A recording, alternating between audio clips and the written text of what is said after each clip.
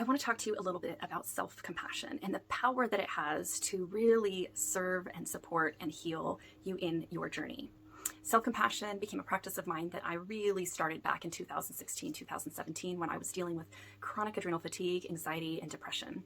And in my practice of mindfulness and noticing some of the negative talk that was going in through my mind and the criticism and all the things that I was dealing with, I needed a way to be kinder to myself.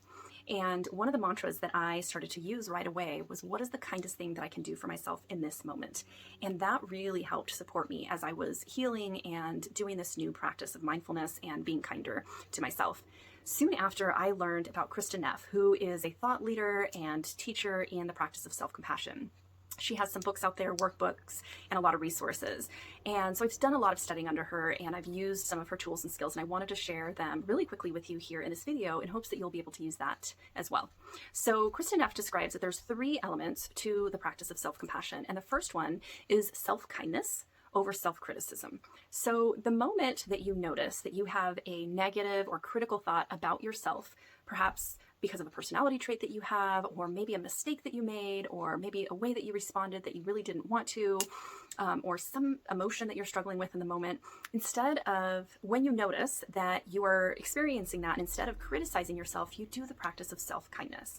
So that might sound like, of course, Angie, you feel hurt by this. This is a really complex and confusing situation, and there's a lot of disconnection happening. So of course you feel hurt and grief and angry and sad and confused, of course.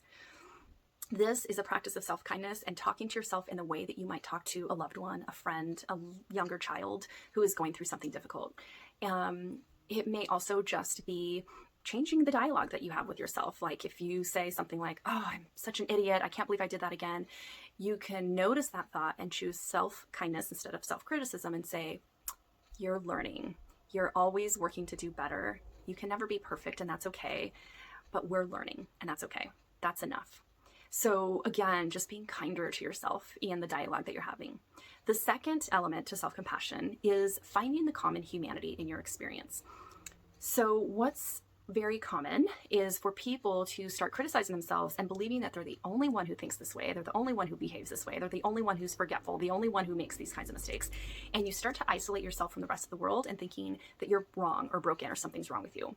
So finding the common humanity is bringing kind of a reality check back to yourself and saying, you know what? Everybody has these days sometimes. Everybody has a bad day. Everybody makes mistakes. Everybody forgets things sometimes. Everybody reacts in a way that they didn't mean to, right? So this is a way to just check yourself and let go of the perfectionism of us always trying to get it right. This is the common humanity, finding the common humanity. The third element to self-compassion is mindfulness over mindlessness. So when we start ruminating or getting into the self-critical talk, it's really easy to get attached to those thoughts and those beliefs and believe them. And it's really easy to get attached to them and not let them go, because it's almost like a form of self-punishment. Like, I can't be kind to myself. I have to, hold on to this thought or this belief about myself. And so mindfulness over mindlessness is choosing to, again, pay attention to where your thoughts and your energy is going, and choosing to come back into your body, noticing, how is this thought making me feel? What is happening right now? How is this circumstance making me feel? What emotions am I noticing? What physical sensations is happening in my body at the moment? What are the things that are happening in my experience in this moment, like the other people that are involved, maybe the things that are in my environment.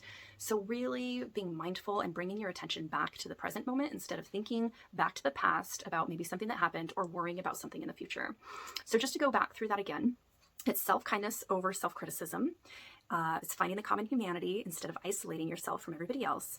And it's mindfulness over mindlessness. I hope that's helpful, and let me know if you have any questions.